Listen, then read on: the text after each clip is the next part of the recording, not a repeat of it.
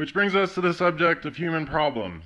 So, type of problems handled with systematic processing are basically those things that tend to hang up in our lives. So, or else they continuously are perceived to exist without any kind of solution being developed as a result. And it's interesting that we are perhaps taking up the entire subject of human problems here in still level 1. So, and we should be able to finish up level 1 within this segment here. Now, when I say problems, human problems, I'm talking about something quite different from, like logic problems, the kind of things you might think of in relation to mathematics and so forth. Now, when we're talking about human problems, we're talking about a problem that is basically fragmentation that is suspended in space and time. And it's basically keeping one's personal attention energies and awareness compulsively fixed on this one aspect as a problem. And this, what makes it a problem is it's essentially a logical conflict, or else where two considerations remain fixedly in existence and in opposition to one another, indefinitely. So we'll use an example here before getting into the processing. So, for example, the problem of how do you add additional rooms to your property, for example, would be easily solved by logic.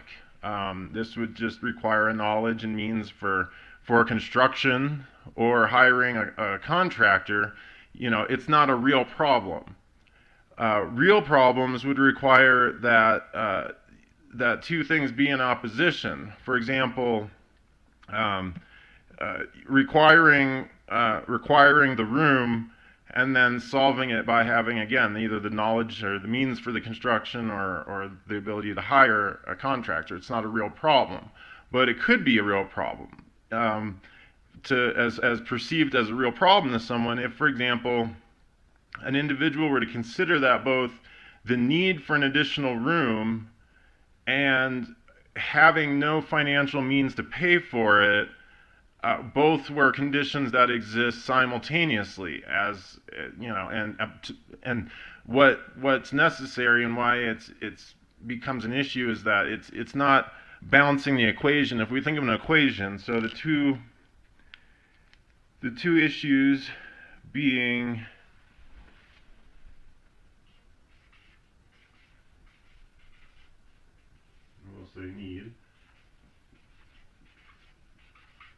need additional room.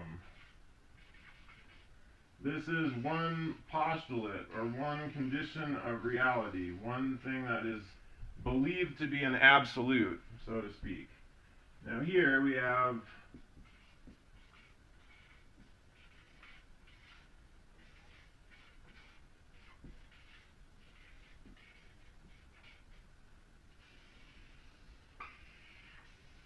so on the same basic, the 0 point, the continuity, our beta existence, the experience would be that both of these are existing, are actual conditions existing simultaneous to one another, and of course they don't equate. Needing the additional room and having no money to pay, these are never going to balance each other out. These are not actually these are not going to just work themselves out on their own given enough time. So this is where the problem is that attention becomes suspended on them, and them with the facts of them by themselves, because we're going to assume that, in lieu of the knowledge and means of constructing and so forth, that the individual is going to have to, contract out for this or so forth, or, that the resources to solve that are not present. They're not part of the equation. So these two things, needing room, no money for it, they're obviously in opposition. The conditions, therefore, cannot exist simultaneously and ever reach any kind of solution. And this is what proposes a real problem. Now, we could handle one side or the other, and try to resolve this. But as human problems go, what we generally remain fixated on, what ends up pulling our awareness down and basically tying up our attentions on other things, and even getting in the way of processing. If you remember, we try to handle any problems or anything that an individual might have their attention on that's outside of the processing session in order to get any actual processing done. So again, human problems critical as a foundation, here at level 1. So again, the handling of this, and this would be like an example of processing or analytical processing without even using a processing session. But ideally, the individual would realize that one side or the other of this problem would basically need to be figured out. So in order to balance this out, we need to do something with it. And but unfortunately, the longer it remains suspended as a problem, the greater of an energetic mass it actually develops as fragmentation. More and more attention is fed into it purely as a problem. So in this example, the only solution would be to either treat the need for more room or the lack of funds. Both of these are essentially considerations only. And the fact that these are considerations that one might have, again, about reality, and then of course it's just an unfortunate that they collide also in one's perception of reality in this world. But for material purposes, without going into metaphysics and parasystemology here, we would just basically either have to find an alternative to needing the additional room, which would mean finding a better way to utilize existing space and so forth, or you would need to find a way to resolve, of course, the financial factor, which either would mean the obvious of making more money, or again finding a way to build more economically. So one of the reasons that human problems unfold this way is because of how much attention and energy they demand once they're actually treated as an energetic mass, as a problem. Rather than handling, once this actually becomes an issue, an individual is applying less awareness, they're not even operating as clearly about how to handle it. So it's like a downward snowball effect or avalanche, of which the kind of stress and preoccupation with it as a problem inhibits an individual from finding a solution, because they're already treating it in the concept of problems and solutions. Again, this is only a problem as a consideration, by consideration. So they're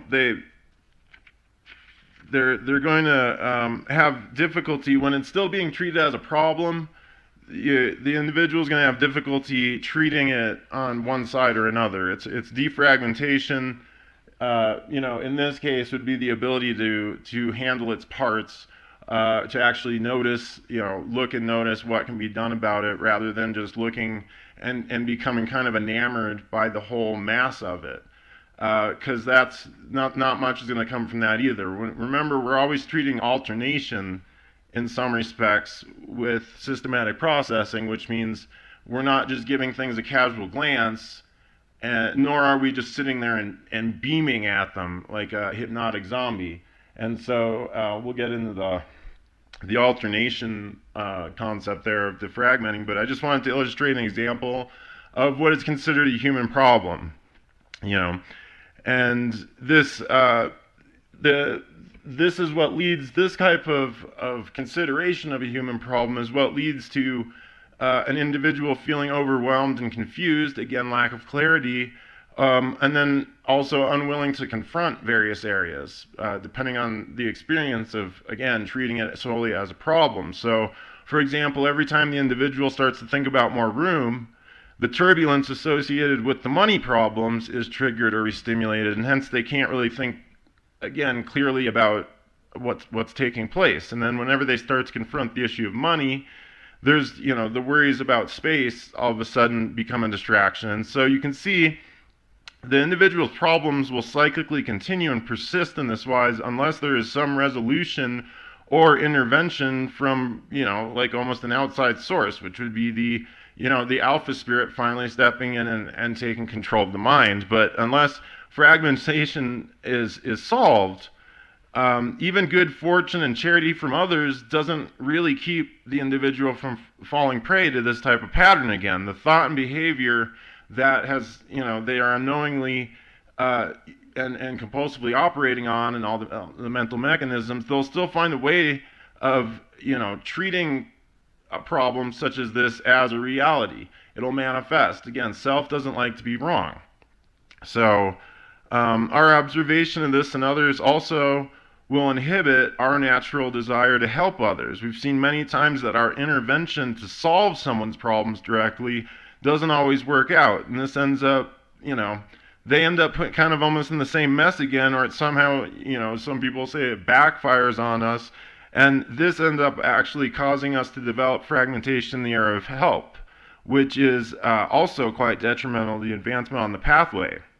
So in this lesson, we're still in lesson 4, which covers all of processing level 1. In this lesson, which we called handling humanity or human problems, we're basically treating protest, change, problems, and then we'll also be getting into the subject of help. So those 4 main areas are basically what we've been able to systematically isolate, the human problems in a nutshell. And so they all work together. They all work hand in hand. So we kind of treat it, we defragment it as one layer in level 1, all those areas. So the basic processing of problems really begins with the PCL, what is the problem? So here we have spot, step 1, no matter how, and there's various different techniques given in Pathway to Ascension, the lesson 4, Pathway to Ascension, volume 1, or Systemology course booklet number 4, Handling Humanity.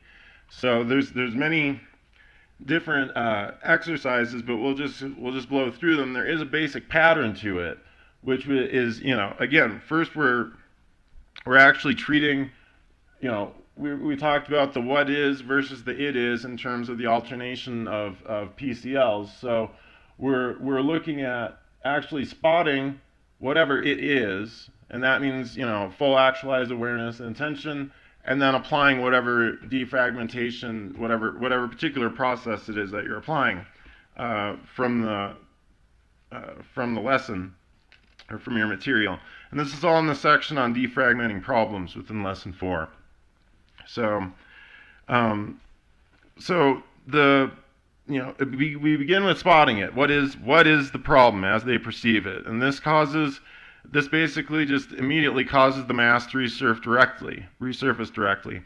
And then a seeker can run multiple cycles of various things, such as like spot the problem, spot something about the problem, and then spot the problem again. We talked about doing this in objective processing. It's an easy demonstration in that because we're working with objects, but the same application is used for treating subjective things such as this. So we're not just giving it a casual glance, and we're not just staring fixedly at it. Spot the problem, spot something about the problem, spot the problem again. This allows the seeker to start to basically control their attention and seeing the mass, and then seeing a point or a part of that mass as opposed to the whole. And this, just even doing that basic exercise, being able to get that much attention under control, can even alter the way one perceives the problem the next cycle around and so forth. Because again, this is just simply about taking control of the mental mechanisms instead of having them reactively basically displaying whatever it is that it's programmed to do. We're just taking control of that. And the more an individual can do that, the higher you reach on the pathway. So we're just kind of incrementally doing that and calling it levels as it pertains to various steps that we've found that seem to work well as a sequence.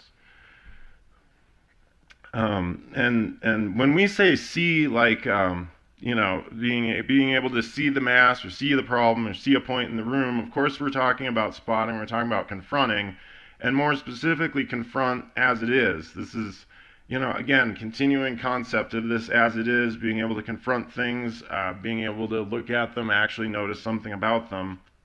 And the reason, I bring that up is because the standard processing method of what we're describing here, the baseline one that's just kind of used typically in place of like something about it would be, what is the problem and what part of that problem could you confront? Now, when we do it, when I'm doing it in a demonstrative way, or we're talking about the hows and whys of it, we say spot the problem, spot something about the problem. By spotting it and spotting something about it, looking at it long enough to actually spot something about it, you're essentially confronting it. That's what you're doing. And so again, we don't get, for the professional course purposes, because we're trying to just kind of help, specifically solo seekers along with getting effective applications of this. We don't get into a lot of the theory about why this is put together the way it is.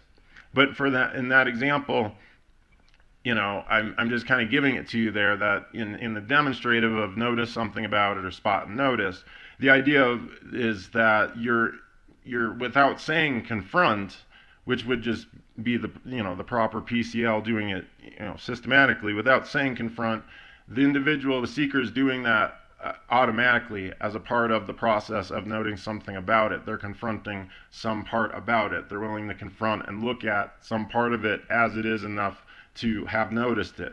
So it's just a little bit of, and this, we're not trying to manipulate or fool anyone, but there's a little bit of again, kind of esoteric reasoning behind all of the wording of what seems like really basic instructions, because we're actually handling very high power stuff here. So once the seeker is able to spot something, typically on both sides of, both of the opposing sides of the problem, then the most effective application is to basically start confronting, first the problem. See, a lot of times this may not be understood at first. This is what I'm laying down as, here's the steps of what's creating the energetic mass. The individual may not at first have the problem separated into an idea that needing additional room is being opposed by the funds for it. I mean, that is a very systematic construct. They may have a kind of an idea or a glimmer, or it may seem like common sense, but by treating it as the entire problem, they get nowhere. By spotting it and noticing, for example, that it's a composition of these two opposing factors that are creating an energetic mass of turbulence, would then be the next step. Then it would be about spotting things on each side of the equation. So, spotting this side of the problem and noticing something about it, spotting the other side and noticing something about it, or in essence, confronting something about it. So this is really how you handle human problems. I mean, everyone's going to have a very unique, specific way in which theirs are arranged, and obviously this is just one example. But that opposition of considerations is by definition why an individual treats it as a problem. Our goal is simply to eliminate the treating of it as a problem. It doesn't say that this is going, all these things are just going to magically line up for you. It's the idea of treating it as a problem that's fragmentation. Gods don't treat things as problems like that. Gods don't have problems. So it's not the way humans do. So, an alpha spirit is an eternal being. It likes to be interested in things, and eternity is a long time. Certainly long enough for us to have our fondness of games and solving problems, as something to do, get turned against us. So in the case of the human condition, any of the lingering compulsive interest in creating universes and games to add richness and variety to existence is reduced to basically creating problems for ourselves. We're creative beings. We were in the practice at once of creating and handling entire universes, And at this level of our degraded state, the best that we've been able to create for ourselves is more problems. That's what we are, in essence, that's what we are skilled and practiced at doing in this lifetime. And by creating problems, we have 1,000,001 more ways of fragmenting ourselves and keeping ourselves from finding the way out. So again, we're not trying to, this isn't some think your way out of making more money, or how to magically feng shui and use your space better or something like that. We're simply eliminating the concept of treating experiences as problems in the way that humans have basically become accustomed to doing it, because again, it's their own creation of having a problem to have something to solve. And it's not until you rehabilitate, which is what our main goal is, rehabilitate the uppermost creative abilities of the alpha spirit. This is the best it's going to do. This is the best that individuals are going to do. They're going to create problems for themselves. And we've always been ensured with, as our spiritual existence, of having something to do. And unfortunately, a fragmented being will always prefer the fragmented something over the actual, confronting the infinity of nothingness, for example. So, so in this the next processes I'm going to demonstrate here, we're not trying to solve someone's problem. A seeker spots the problem and then, follows the next PCL, which in this case we're going to use imagine. And by imagine we mean to create, invent, or visualize something. Your seeker, I'm speaking almost to the pilot in this essence. Your speaker wants to create problems so much on compulsive, automatic. Give them some time to do that. Give them some time to do that knowingly. It's going to loosen and soften up this compulsive tendency to create problems. So people aren't aware. Remember, the key secret behind this processing is getting the individual to do knowingly what they're already doing compulsively and unknowingly or on automatic. So, in this case, spot the problem, imagine, and by imagine, create, invent, conceptualize, whatever. Imagine a problem of similar magnitude, or imagine a problem that's comparable to that one. Spot the problem, imagine something that is worse than that problem. And spot the problem, imagine a game that would be more interesting than that problem. And, these we just do over and over again. We're handling the concept of problems and not what the individual is considering a problem. Because, again, that, when we handle it from this angle, the rest of it, you'll find out for yourself. So, a real problem is only brought to resolution by handling it or confronting it as it is. Otherwise, don't forget, creation, to uncreate it properly, you need to be able to confront that creation as it actually was and as it actually was created. And if it's your creation, you should have no problems about doing that. Otherwise, whatever the fragmented solution that you apply to it, it's going to bury the original problem deeper and then create a new one. Because again, problems are problems. Now, if you start trying to apply a fragmented solution to a fragmented understanding of the problem, you're not going to get very, very far. For example, borrowing money here. If you're borrowing money for the additional room, that's only adding complications to the chain of the idea that you don't have the money to pay for it, because you're not actually, you're still going to have to pay for it. And then on top of that, chances are if you're borrowing money, now you've added the interest and the stress of the loan on top of that. So, and it's just avoiding the face or the nature as it is of the original problem. It's trying to sidestep it instead of just treat it as it is. And again, we're just using this as one example. I think it was something that came up when we were originally putting these lessons together. So,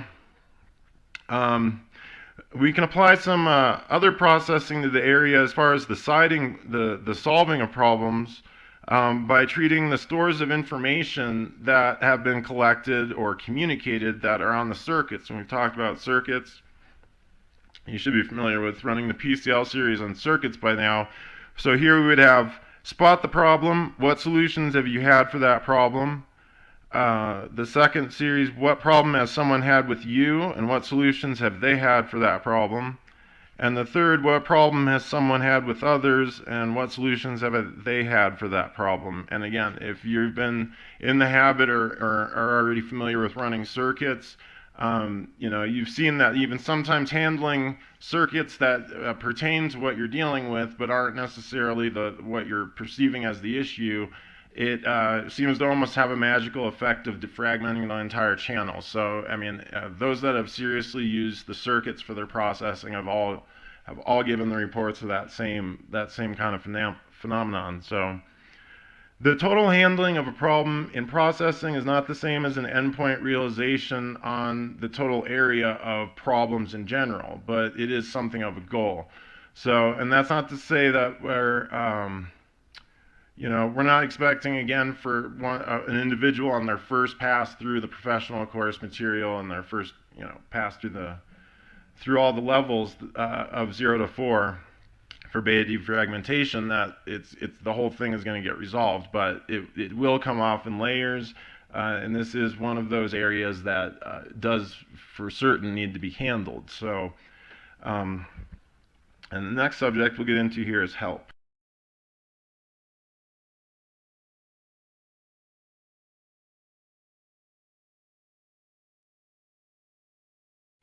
Help is high-level communication. To be helped, to be willing to give and receive help, requires being in communication.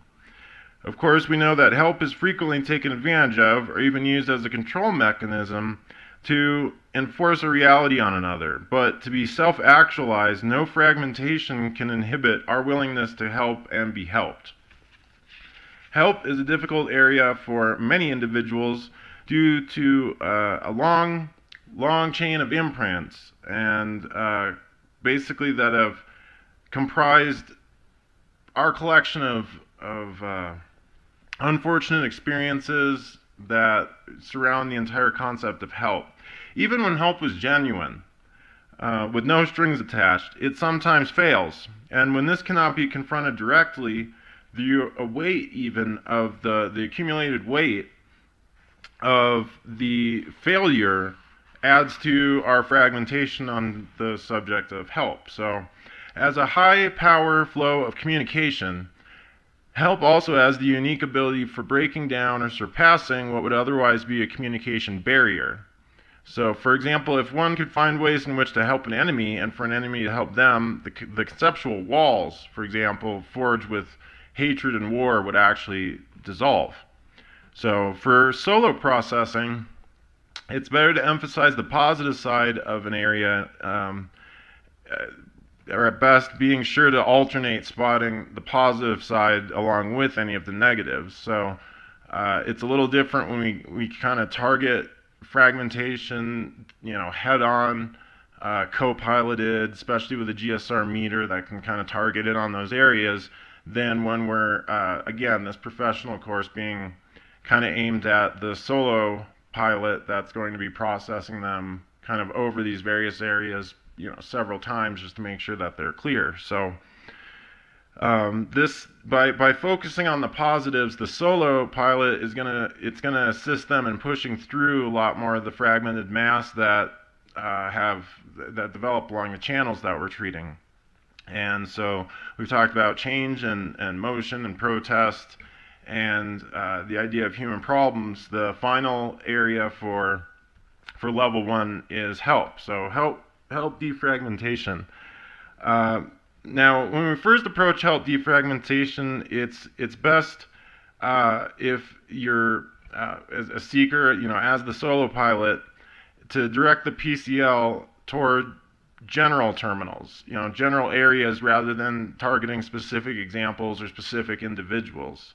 This also expands the range of consideration. It's good practice, because what we end up finding is that, trying to process out just the issue we had with so-and-so or with a certain type of thing, but the example that we're treating in this lifetime that we're aware of, rather than treating the area of it would allow us to perhaps kind of glean what other chains that might be connected to. So chances are that to reach total defragmentation, we need to actually isolate the chain, and that's going to extend, perhaps several lifetimes even. But for this lifetime, it's best to just treat the actual area. For example, a mother instead of the individual mother that you have in this lifetime, or a policeman instead of, the particular incident that you had, or those areas. And if you're having any trouble kind of looking at what those areas might be, the catch-all terminals for them, you just have to go back to our lessons on the sphere of existence, the spheres of existence, and those various categories, and you'll be able to figure it out. So, and we get more into the backtrack, what we call the backtrack, the spiritual timeline, one's past existence, later in the course. So,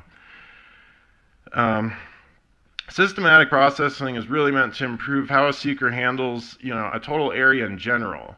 Whatever the present issue is not as critical to have resolved as the individual's improved ability to handle entire areas in general. That's what it's the ability to handle a particular area that we classify our processing levels.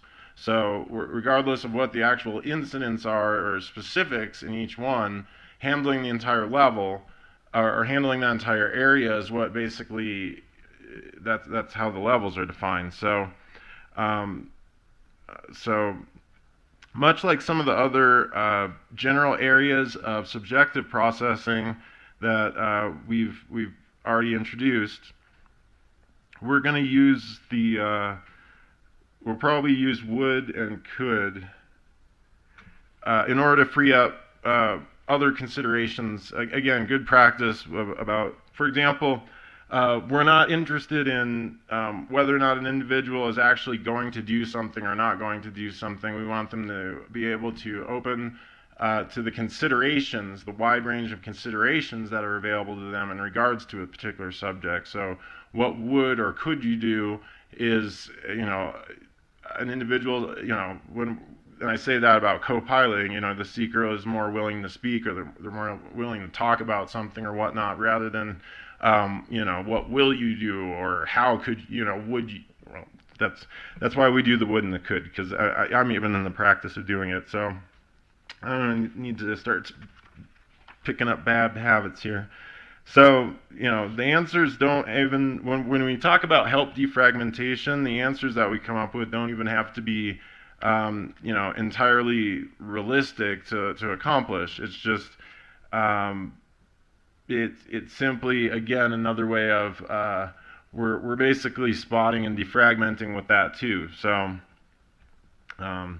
and a seeker is going to reach a point in the process where they really have to kind of reach to come up with something, and still it's a struggle, or they can't find an answer.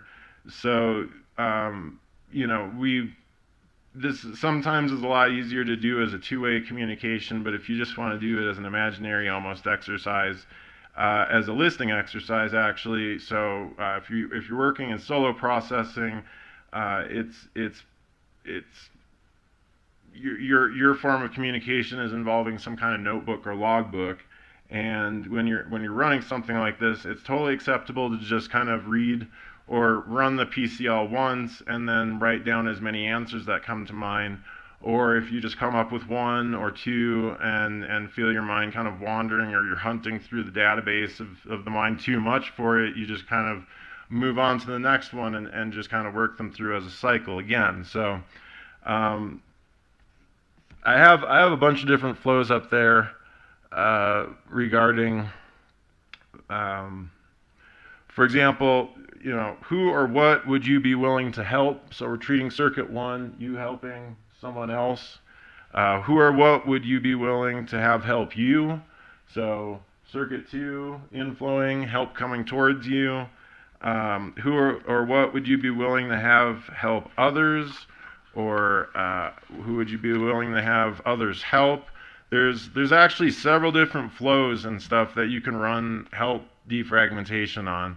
And it's really more about working the channel back and forth to free up considerations. You're not really trying to get to this particular target answer in this particular type of process. So just real quickly, general help processes. How could you help someone else? How could someone else help you? How could someone else help themselves? How could someone else help others? And how could you help yourself is ultimately the zero circuit on that one. And then past help, and these are 4 separate processes. So handling past help, what help have you given to someone? What help have you not given to someone? Are your alternations on that? And then, in many ways, it would be what help have you given to someone is like essentially your what is the spot. And, rather than just pop, pop, pop, you might notice something about it. Again, actually, and that's important. When we talk about the recall, like, recall walking into the room and person go, and pilots used to just kind of go on to the next thing. We don't do that anymore. Recall something, recall coming into the room. What do you notice about that? Make sure that they're actually, any kind of subjective processing, make sure it's actually being carried out. So, and that two-way communication is also being maintained. Whether it's between two, co-pilot and seeker, or you and, again, some kind of notebook or list. Another process. What help has someone given to you? What help has someone not given to you? And again, that would be like the second circuit. Third, what help have others given to others? What help have others not given to others? And then the final one, zero circuit, what help have you given yourself? What help have you not given yourself? So to, and I leave these in also, I put blank spaces in here because as we move farther along, you're going to find that more and more of the processing is set up as a formula, and that there's various things that are meant to be included, or that to save space or to kind of keep it more systematic. There's a certain formula or pattern, and then various things are inserted in that for each individual PCL. So, when it doesn't always have to be the someone else or whatnot, anything that's considered as a general rule, and this comes from the pilot training. I don't know that's in the book, but as a general rule, any area of turbulence, any area of fragmentation should have help run on it. So how could you help a terminal?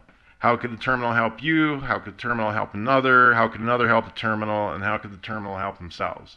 Whatever it is. And then again, body, child, lover, teacher, law enforcer, priest, politician, animal, tree, spirit, God. These are all key terminals from your spheres of existence, which is why I said go back to that concept.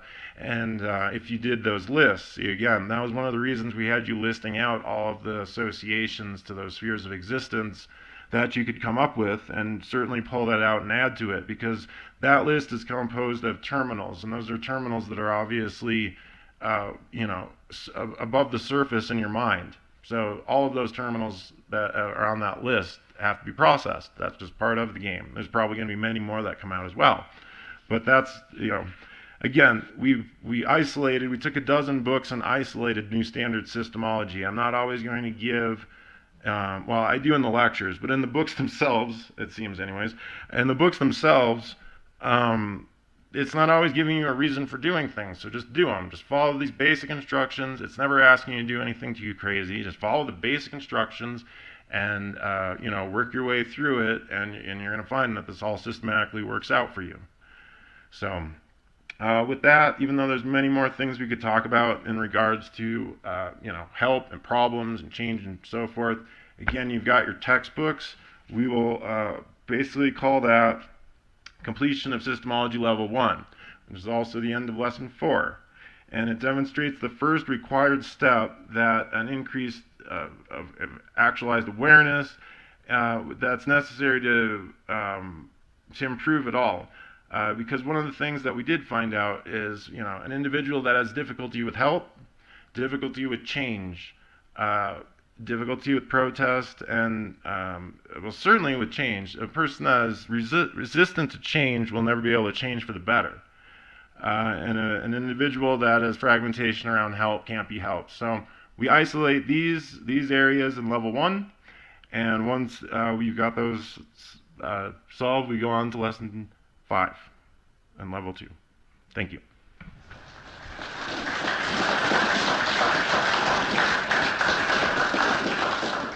The Joshua Free Imprint, JFI Publications, in conjunction with Mardukite Academy and the Systemology Society, present the single greatest breakthrough of the 21st century for all humanity, the perfection of a new standard systemology, a complete map for the way out from the bottom to the top, and your key to being an ascended master in this lifetime.